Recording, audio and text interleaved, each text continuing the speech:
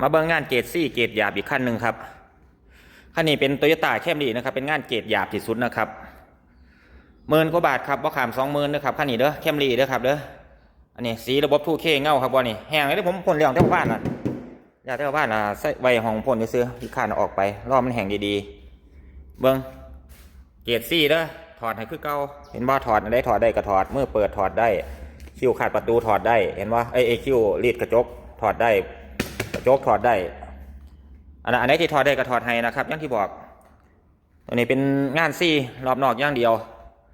เป็นงานเกรดหยาบที่สุดถูกที่สุดสิเอางานเกรด A B C ผมว่ามีรับประกันให้นะครับ3 เดือน6 เดือนปี2 ปีว่ามีเด้อฟังให้เข้าใจเด้อครับว่ามีรับประกัน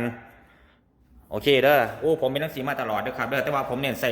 ของดีให้เบิร์ด 2K ก็เป็น 2K อีหลีนะครับสีพื้นก็เป็นระบบแห่งซ่า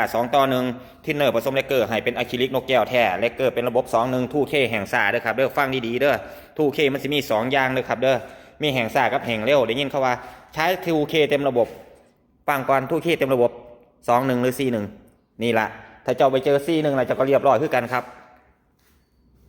โอเคเด้ออันนี้ก็เรียบร้อยแล้วละสิไปประกอบคัดสีส่งล่ะเดี๋ยวตาแคมรี่โอเคครับสวัสดีครับ